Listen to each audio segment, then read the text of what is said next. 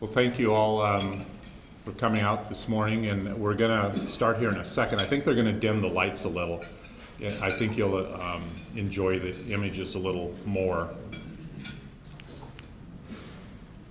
And while they're doing that, I would just like to thank Brian Dippy for writing a foreword for my book. He's the foremost authority on many people, including Charles M. Russell.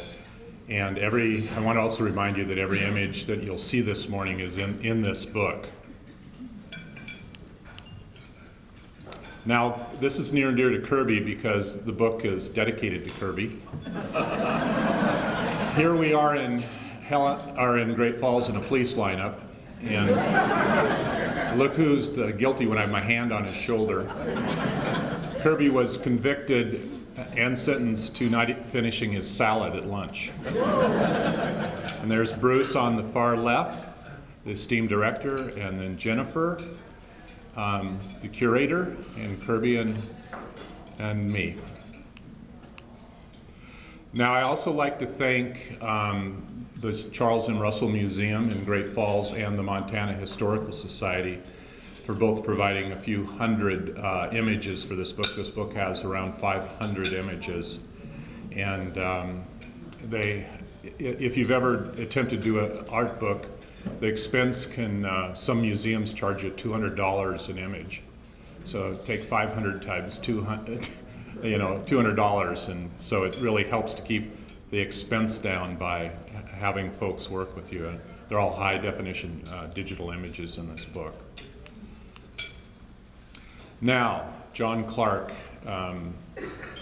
the question is, how could a young Blackfeet boy, poor, rural area, deaf, unable to speak, parents divorcing, living with an insane grandmother, a child right in 1893 when the panic hit, and they used to call depressions panics instead of depressions. 5 of his 8 siblings die and never reach child or adulthood because they have smallpox. How could a young boy like that end up being the most famous wood sculptor in America? And it's quite a story. So here we go. Now, most of us, I think like Charlie Russell did, that before the white man, this was kind of the typical scenario for the Blackfeet mounted on horses, buffalo hunts, and a lot of us kind of imagine that it happened and for hundreds, thousands of years, when in fact the buffalo hunts were only probably for less than 2 generations before John Clarke was born in 1881. The horse was reintroduced to the Western Hemisphere by the Spanish, and after the 1680 revolt, Pueblo revolt in the Southwest, the horses made their way up finally to the different tribes traded horses, and finally got up to the Blackfeet. This is Russell probably painted, this is buffalo hunt number 40 of Russell's. And so he painted a lot of them, and the Blackfeet were his most favorite Indian subject. Now, after the first introduction of any white men to Montana, any number, were the trappers. This is Free Trapper by Russell also. And some of you have read the Cooper leather stocking stories, and this is the new hero, even more lawless than Daniel Boone. They would come west for trapping beaver. They would marry native women and live the life without laws. And they would sometimes then join the American Fur Trading Company, Missouri Fur Trading Company, Rocky Mountain Fur Trading Company. Their big competition from the north was the Hudson Bay Company, the British, that was formed in 1680. And they had a big presence on the west coast, Fort Vancouver, John McLaughlin, and that reached the fur trade there reached from Alaska down to San Francisco and through the Rocky Mountains, and they all competed for this. This is a John Clarke carving of a beaver. It's an amazing carving. The beaver industry was prominent in the 1830s, 1840s, but right around then, the taste internationally for beaver coats and hats were reduced, and people were going to silk garments. And also they were trapping out the beaver. The time these trappers got the beavers were usually in the middle of the winter because they had the best coats. So this is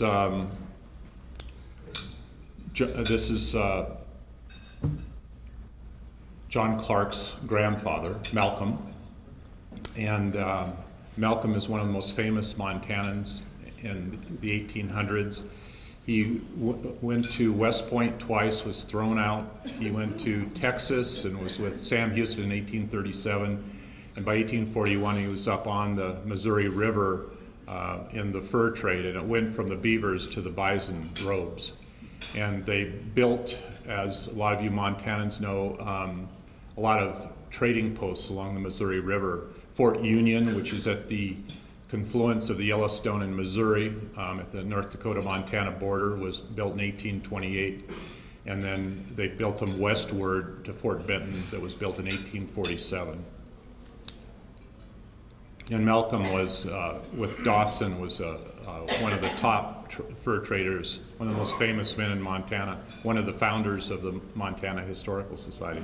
We talked about last night, one of the 12 founders.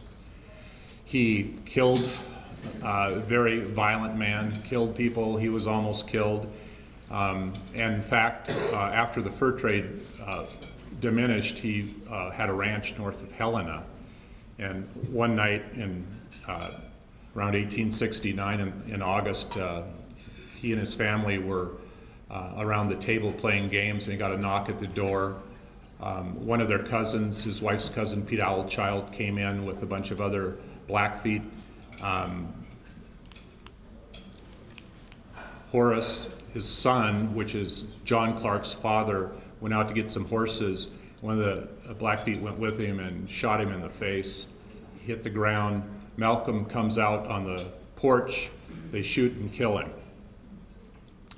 Well, there's an uproar in Montana to find Pete Owlchild. He takes off up to the Marias, or up at the Missouri River, and Baker from Fort Ellis by Bozeman is sent out to get him, and Horace joins him, John's father, to try find the man that killed his father. Baker was known to be an alcoholic, and he was drunk most of the time, and the scouts told him that the village that they were close to was not the hostiles, but a friendly village full of old men and women and children dying of smallpox. He attacked them anyway, and in the morning came down, burned them, chopped them up, raped them. 217 Blackfeet were killed. And the tragedy of it is Pete Owlchild, who had killed Malcolm, he went to Canada and never brought to justice. So after the Native Americans were relegated to reservations, the era of the cowboy, this is another Russell roundup that's at the McKay collection, the cowboy became the hero in America. And Horace, John's father, bought a ranch by Highwood, which is east of Great Falls.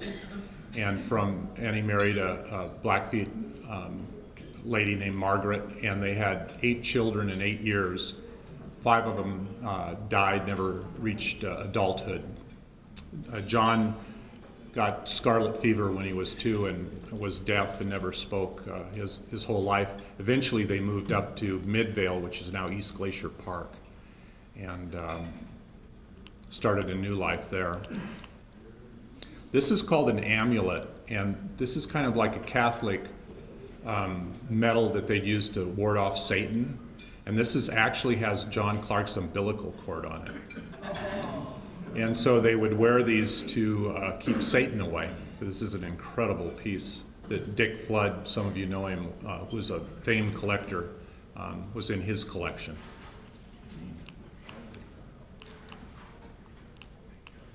This is Lady Justice that John Clarke carved many years later, but I think he looked back to this time in the late 1800s in America, it was the Gilded Age. It was social Darwinism, where the rich got richer by making the poor poorer. Of course, the Native Americans, some call it ethnic cleansing, some call it genocide, and some call it colonialism. But they were essentially, 98% of their land was taken away, and they were put on reservations. Dawes Act in 1887 gave them only 160 acres. Problem is, when they had children, they didn't account for them not having any land on the reservation, so it was a total disaster. But I think this is John Clarke's expression that maybe someday justice will be blind. And I think that's something we're all still battling today.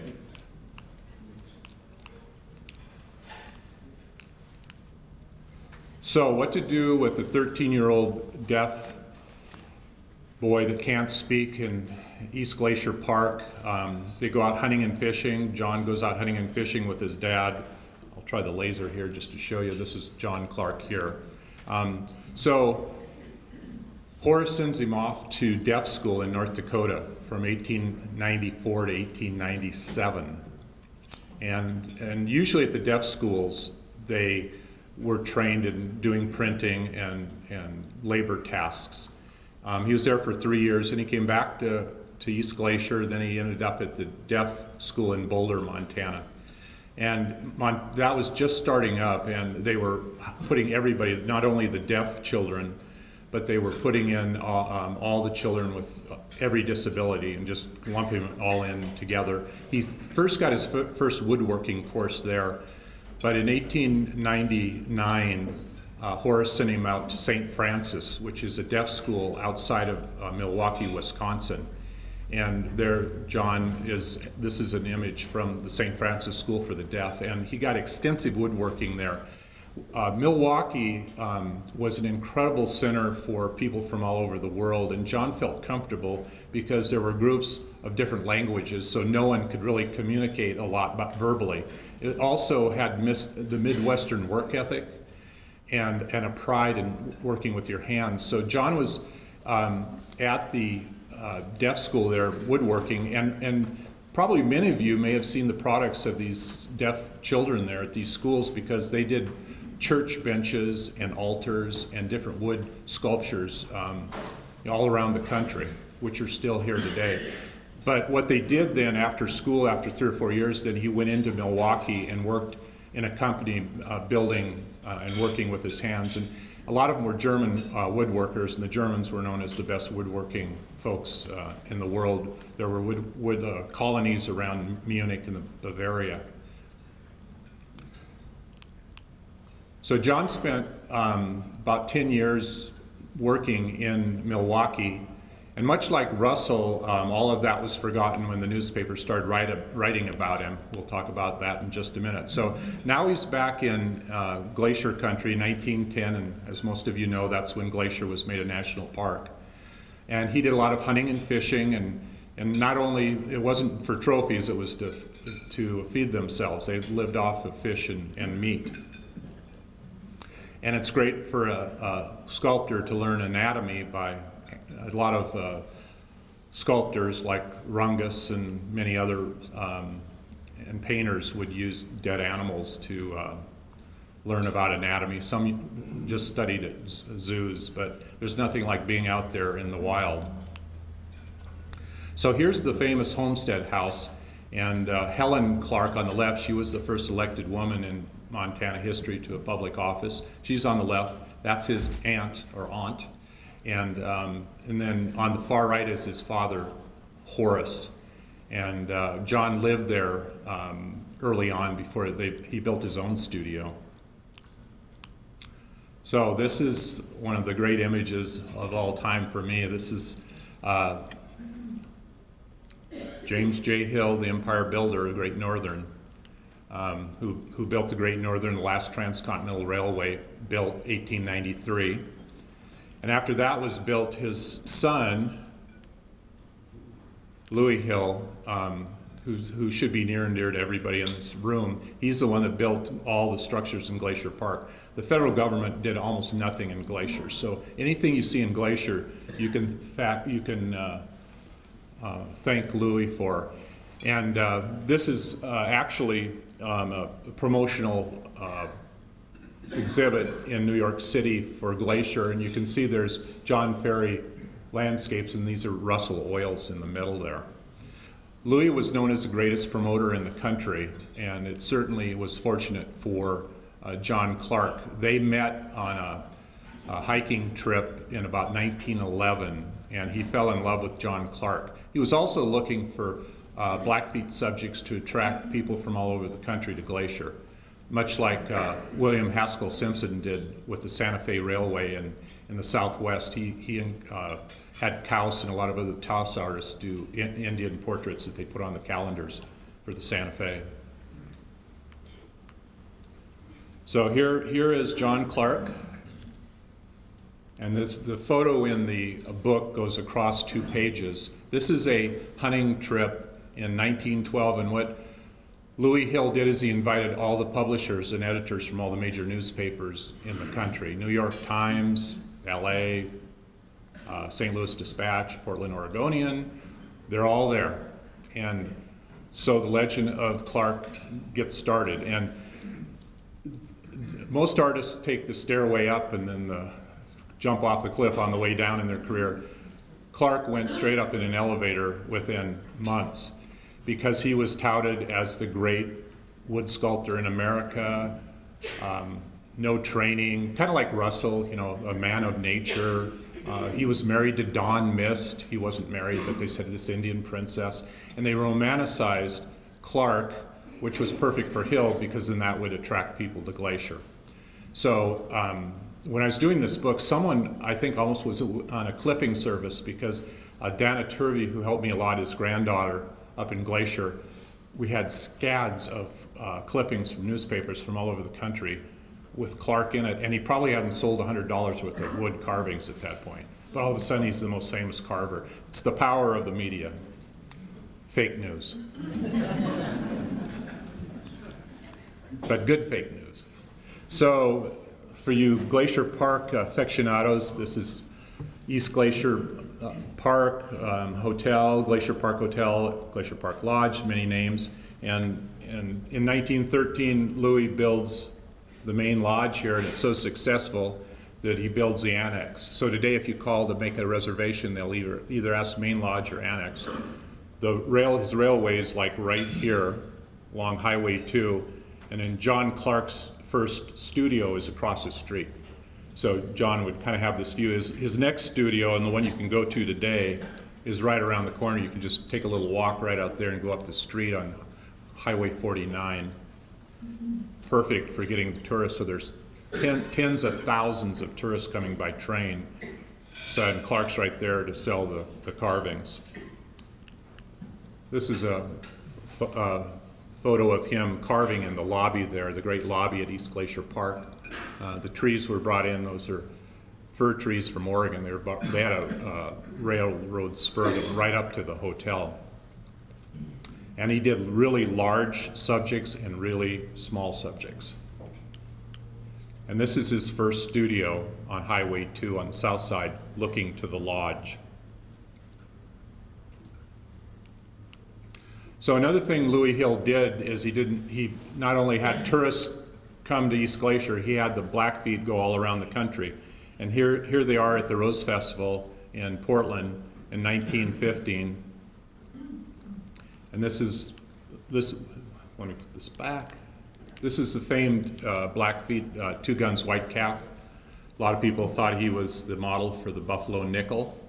But these Native American Blackfeet went all over the country to all the different festivals and shows in New York and Chicago. And Louis had cards made up, and they would hand out cards to people and say, "We'll see you in Glacier." And so each one had their own little personal card. And then what Louis did was have John Clarke come out to Portland, and he had a studio in the Pearl District in Northeast Portland for a year. He also had John Ferry come out and work at the Oregon Journal a year later.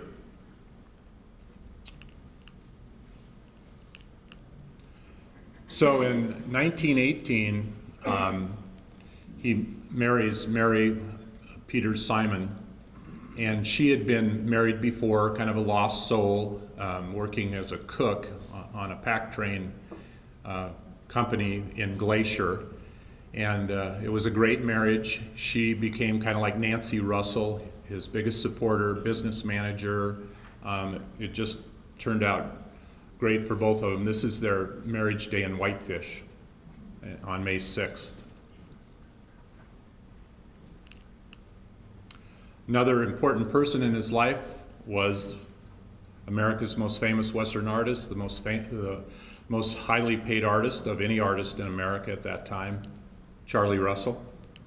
And Russell was a great friend of John Clarke's and inspiration, gave him a lot of advice. And then the other one is Jody Young, Charlie Russell's only protege, who ended up going to Hollywood. And a lot of you, when you're growing up in your cowboy movies, he was a set designer and costume designer for a lot of Cecil B. DeMille's, John Ford, a lot of those great Westerns Jody Young helped out on. Now, a lot of books and publications have been written about Jody Young and Charlie Russell's relationship. But Jody Young only knew Charlie Russell for 12 years. He's a friend of John Clarke's for over 50 years. He had a real boyish look. We'll see him as an older man towards the end of this slideshow. But they would stop when Charlie had a lodge on Lake McDonald, Bullhead Lodge, and when they'd go there in the summer, they'd stop at John Clarke's studio, and they all did sign language. Jody Young was deaf. He had meningitis when he was a teenager on a movie set in Prescott, Arizona. So all three of them could do sign language. And the neat thing back then was all the films were silent films. So, they could sit there and do sign language to each other. Oh, that's a dumb-looking cowboy, or that's not an Indian. And they could sit there during the movie with their sign language and communicate with each other. Russell loved John Clarke. And something that's not written about Russell is Russell did a lot of bronzes in the last 6 years of his life, and the majority of them were bears and animals, and direct inspiration from John Clarke. And John Clarke, in return, was very inspired by Russell. And that connection continued for decades after Russell died in 1926. Papers always made the connection between John Clarke and Charles M. Russell. And this whole story of John Clarke is a great example, and there's tons of them, about how fleeting fame is.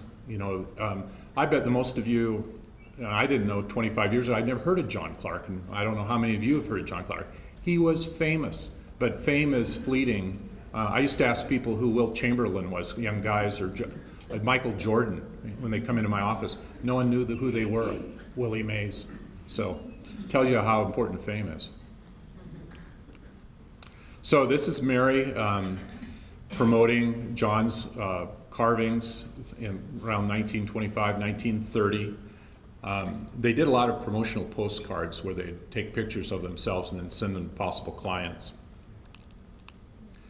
John also, for you that love Mini Glacier, and that's my favorite place in Glacier, Mini Glacier Hotel, that area.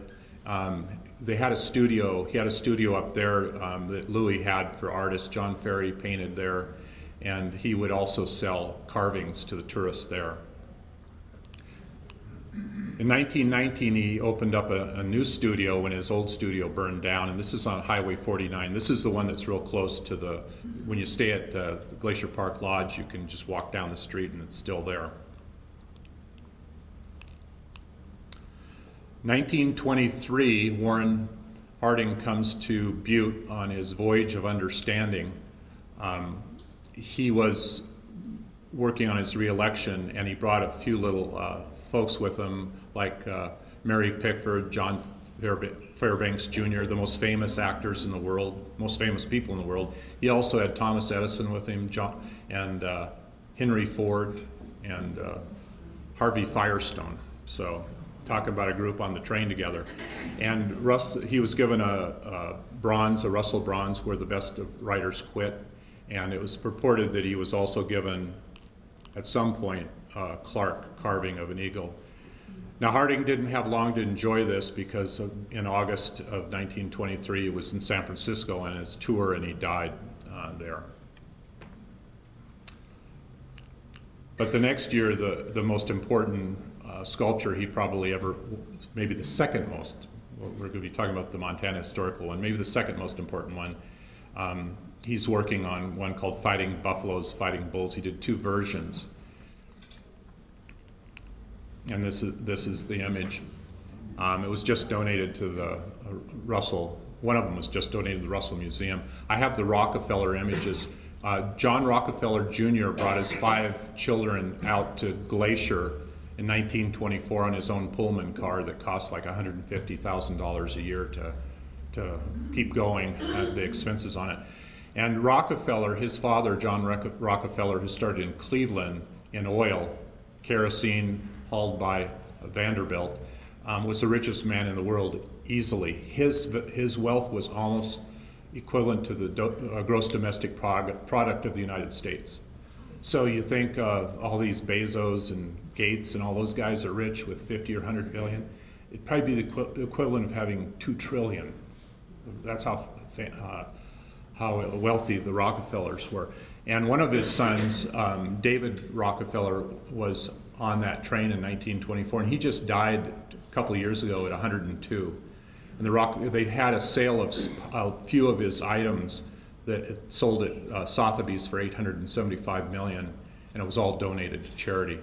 But they fell in love with John Clarke and the Blackfeet, and they brought back a number of carvings to New York City, and they were nice enough to let me reproduce 5 or 6 of them. This was before David died. And Clarke, every article that was written after 1924, they always made the association of the Rockefellers owning the Clarke sculptures. Now this, for you Great Northern fans, this is the famous Great Northern logo that was used between 1922 and 1936. There were a couple of earlier logos. There was another logo then that was used from 1936 to 1967.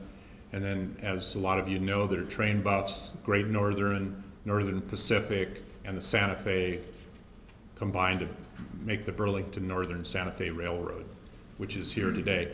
But there was a controversy over this because a lot of people felt that Clarke had designed that goat and never got his credit. And it went all the way through until he died, trying to get money from the Great Northern, and they always denied that he was the inspiration.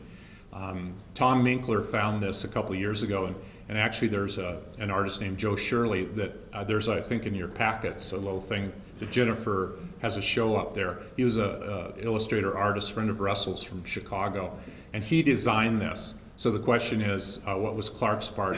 And I really think it focused on the goats in Glacier, and Shirley was inspired by the goats, and Clarke was too, because they were good sellers. When people came to Glacier, they wanted bears or goats mainly.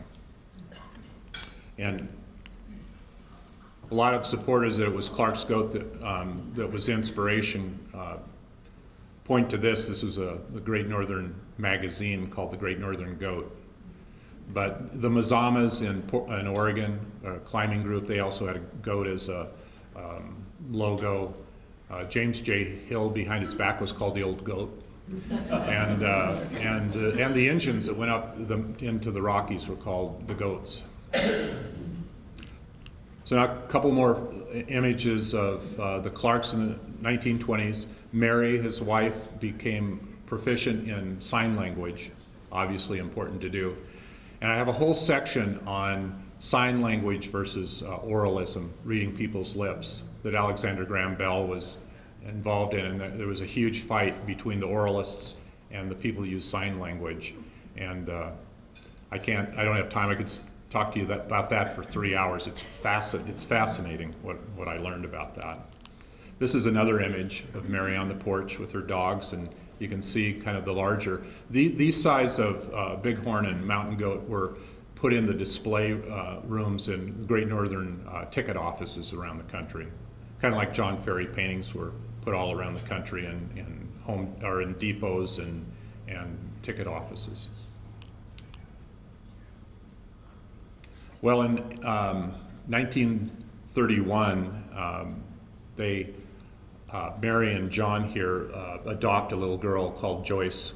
And as a lot of you may have known Joyce Clarke Turvey, she opened after he died in 1970, she opened his gallery back up in 1977, and she died in 1913. And she was quite the joy. You know, the 1930s was a depression. The entire country was, most people were out of work. People were committing suicide. The Clarks were pretty much destitute. But having a child makes a lot of things going easier. And so Joyce was a real joy to them. In that period, John Clarke also, I just want to point out that he did some plasters besides wood carving. He also did some paintings and oils. And this is of Two Guns White Calf, the famous Blackfeet. And he did a large plaster image of this, and then a smaller one that was cast in bronze. I don't know of any bronzes that were cast during Clarke's lifetime. They're all cast after he died by the family or by dealers. Here's Joyce growing up. Love this image. That little elk carving we'll see the image of again, but you'd never know that it was tough times in the Depression, and she recalled never worrying about money and was always very loved, and she grew up in almost like a wood zoo, so it was a very fun time to grow up. So the Depression rolls on, and around the country, the federal government steps in when Roosevelt gets elected, WPA projects. And one of the big projects was helping artists throughout the country. Lots and lots of money was given to artists throughout the country. The Southwestern artists, the Taos artists did a lot of murals, Maynard Dixon. And John Clarke got a commission to make these surrounds for the new hospital, Blackfeet Hospital, that was opening in Browning around 1934. These are the vertical panels that were around the entrance. There's a horizontal panel. And they were there for a number of years, and then there was some vandalism. They were taken down, restored, and eventually put back in a new hospital that opened in 1986. Here's Joyce again, happy as a clam, in the 30s. And then in 1941, another WPA project was the new Museum of the Plains Indian in Browning. And Clarke got a federal commission to make 2 of these wood-cut, wood relief friezes over the entrances. So there were 2 of these. This is actually a postcard that, again, they would mail out. I've got both of the friezes in there.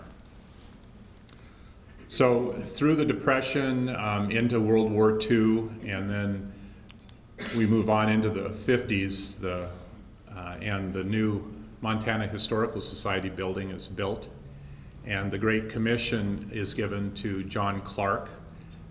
This is called Blackfeet Encampment, 4 feet by 13 feet by 8 inches thick. And he made this frieze in the lobby of the Historical Society, and there are a number of pictures. People could come in and watch him work. He worked with a hand drill, you can say hand drill there, and he also worked with the traditional wood chisels and things. And it was directly inspired by Indian Hunter's Return. This is a Russell that was part of the McKay collection, so he obviously would have seen this. And if you start looking at the 2 of them, you can tell it's obviously that was his template.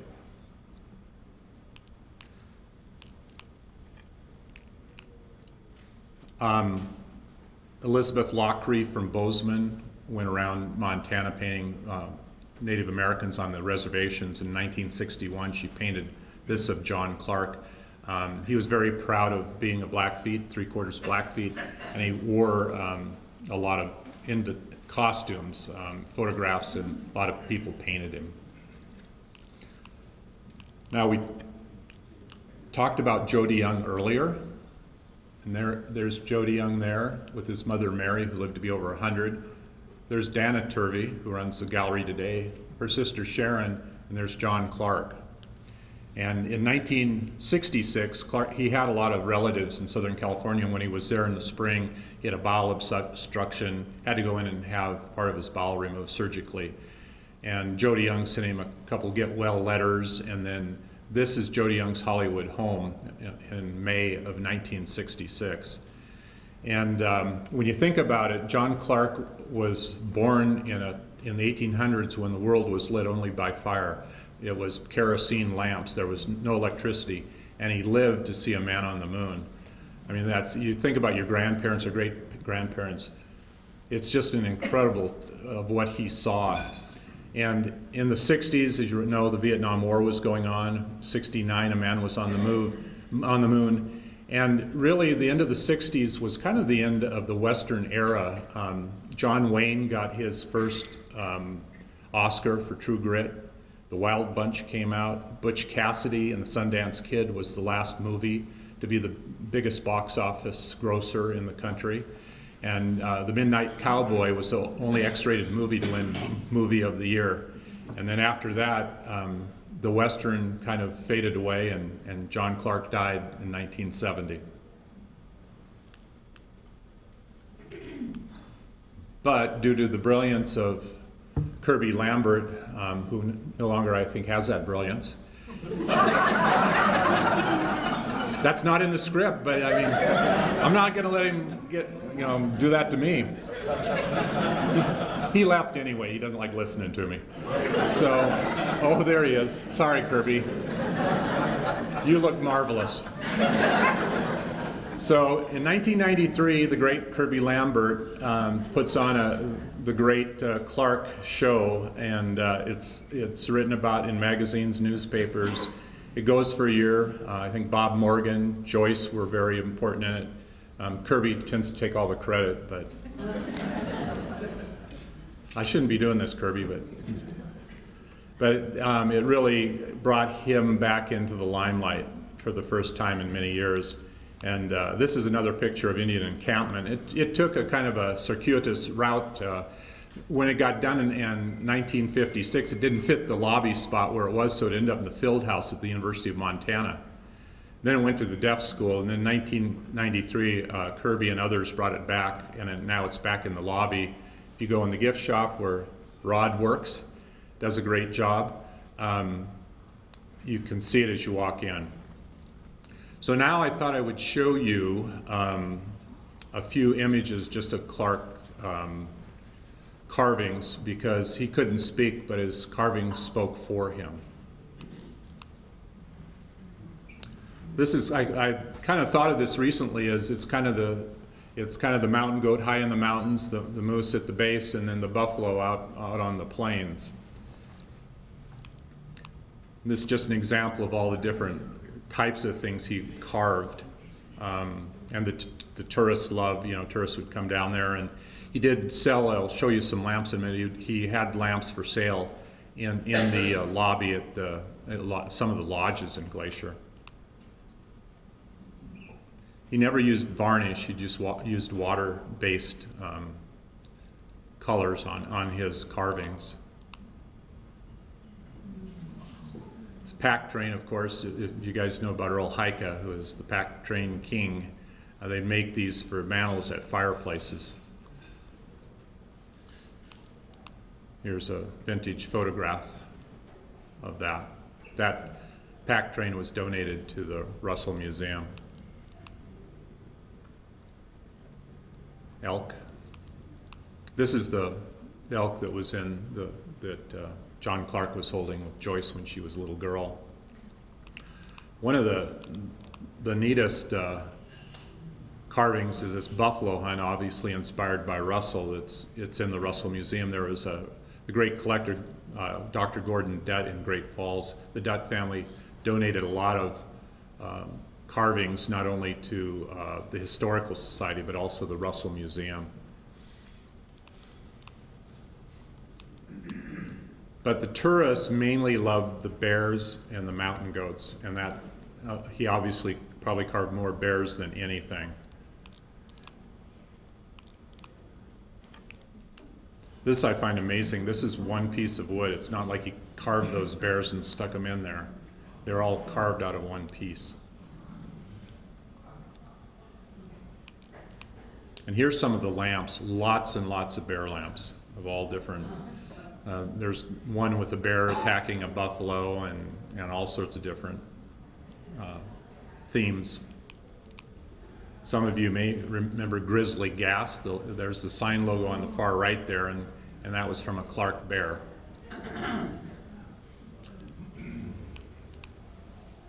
Now what got me going is when I saw this photograph, because many moons ago, I did a book on Philip R. Goodwin, America's sporting and wildlife artist, who was the illustrator for Jack London's Call of the Wild, Theodore Roosevelt's African Game Trails, main illustrator for Peters, Winchester, Remington, Marlin, horse and rider logo by Winchester, really famous illustrator. But I saw this image there, and one thing I should mention is Horace and Helen made sure John had lots of magazines. It was the cultural center of the valley there. They had a piano, lots of books, and John was an avid reader of, especially of sporting magazines. And he would cut out images a lot by Philip R. Goodwin and then create them in wood. This is just a good one. Now this is really a fun one. Many years ago when I was doing the Goodwin book, I used to do all my own photography, and I'd go to houses, and this was one of the families, so we'll start in the bottom left here. This is the original oil painting. And when I walked in their house, it had a hole in it. A bird had flown through this painting.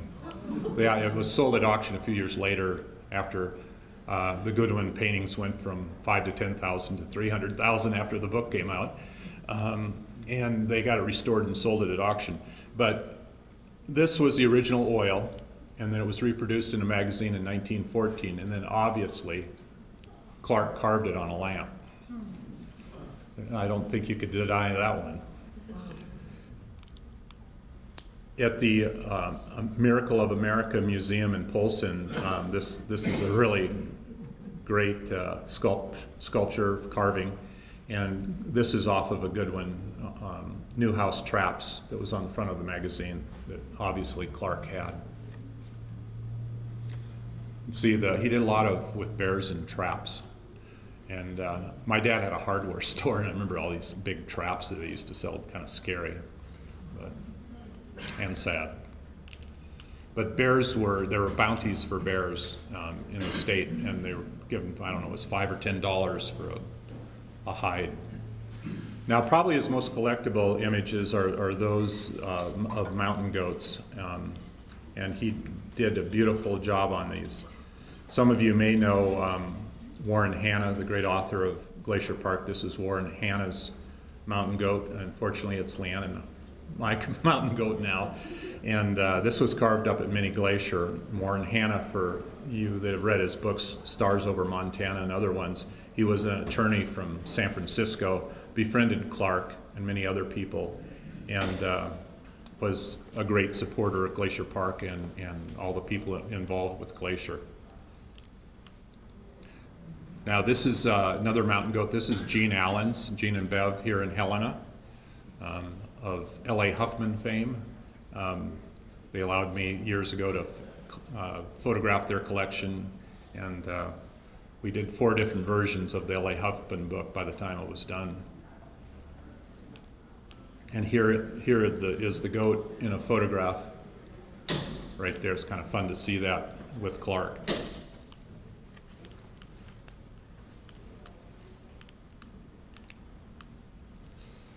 This is Proud Bighorn, and this is in the Montana Historical Society collection. The fellow that had this was in Wisconsin. These were cast in bronze to raise money to reintroduce elk in Wisconsin, and they raised a lot of money selling these in bronze. And then after they had done the bronzes, then they donated the original. Antelope, which we see all along the highways from here to Great Falls yesterday. Moose. And then he did all sorts of things, dogs, lynx, bobcat. This is one of the most interesting ones. This is almost an Art Deco, if you art lovers, late 1920s, 1930s Chrysler building in New York City. It just has a different look than most of his carvings. Russell did a lot of, not a lot, but he did Indian busts like this for bookends. So the bottom one would have been bookend. And Clarke did a lot of these wood busts.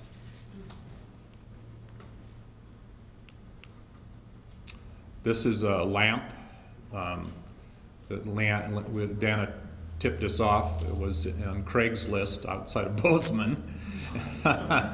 And they had 2 of them, and this is the only Native American I've seen on a lamp. If any of you are Clarke collectors, I've seen tons of bears. This is the only one. And then Clarke painted the lampshade too.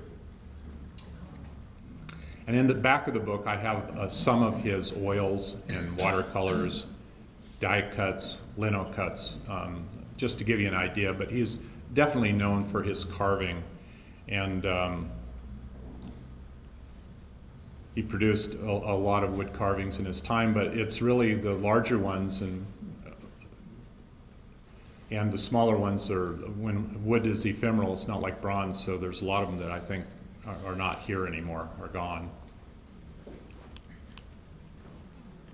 Thank you.